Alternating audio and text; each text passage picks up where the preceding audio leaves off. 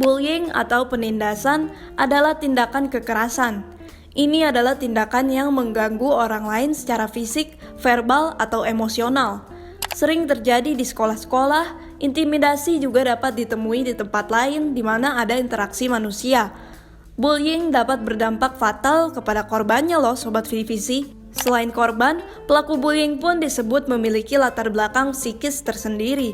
Kenali apa itu bullying dan dampaknya pada kesehatan mental bersama Dr. Lahargo Kembaran, spesialis kejiwaan. Apa saja jenis-jenis bullying?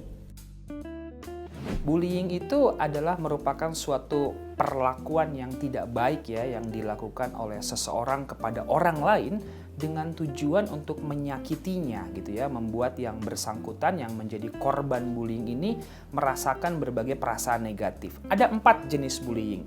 Yang pertama itu adalah bullying secara verbal. Itu dikata-katain gitu ya dengan label-label yang negatif. Kemudian yang kedua adalah bullying secara fisik. Ada perlakuan fisik yang tidak menyenangkan, dipukul, ditendang, dijambak, didorong, dicubit misalnya. Itu adalah bullying secara fisik. Kemudian yang ketiga adalah bullying secara relasional ya. Jadi dijauhin, nggak dimasukin ke dalam kelompok, diabaikan, itu bullying secara relasi sosial.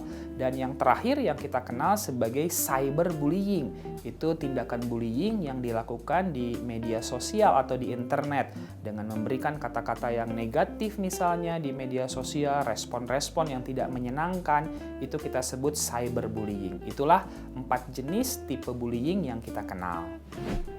Lalu bagaimana dampak kasus bullying pada korbannya? Perilaku bullying jelas menyakiti kondisi psikologis dan mental bagi korbannya. Maka orang yang mengalami bullying ini tentunya akan mengalami suatu respon-respon secara psikologis ya. Secara yang pertama itu adalah fase akut. Nah, fase akut itu adalah 2-3 minggu itu yang bersangkutan mengalami perubahan terhadap kondisi psikologisnya. Dia mungkin menangis, ketakutan, cemas, tidak mau datang ke sekolah, ke kampus, atau ke tempat di mana peristiwa itu terjadi misalnya, nggak bisa tidur pada malam hari, bangun pada malam sambil berteriak, jadi ada night terror misalnya. Kemudian kalau ada pada anak-anak yang masih muda, misalnya dia sudah tidak mengompol nih tadinya, tiba-tiba kok sekarang mengompol lagi gitu ya, jadi ada regresi penurunan dari perilakunya. Nah, gejala-gejala itu bisa disertai juga tuh dengan berbagai sensasi yang tidak nyaman di tubuh. Biasanya yang bersangkutan akan mengeluh sakit kepala, sakit perut, mual, muntah, diare, otot-ototnya menjadi tegang.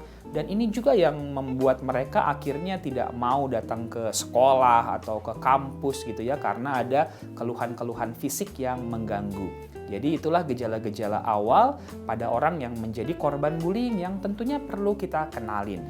Bagaimana perubahan perilaku yang dapat menandakan anak dibully? Nah, setelah 2-3 minggu, kalau keadaannya belum membaik atau kurangnya pendampingan dari orang-orang sekitar, maka dia bisa berujung kepada suatu gangguan-gangguan yang lebih berat ya. Misalnya adalah gangguan depresi.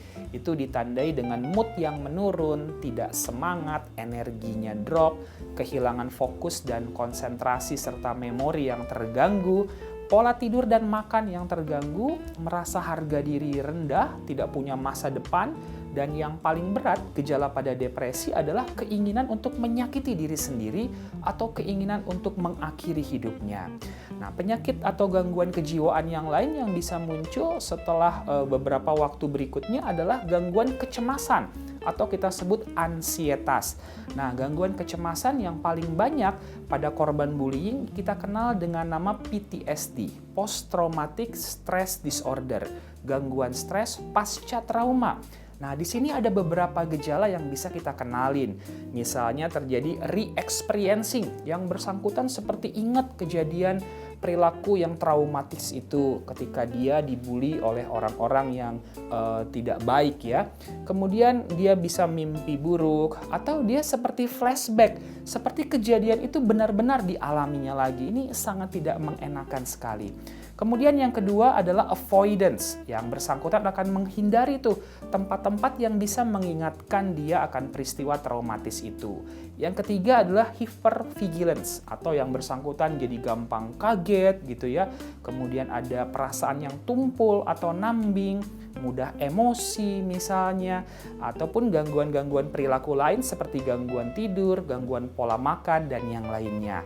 Nah, itulah yang kita sebut gejala-gejala gangguan stres pasca trauma, atau kita kenal juga dengan nama PTSD. Benarkah kasus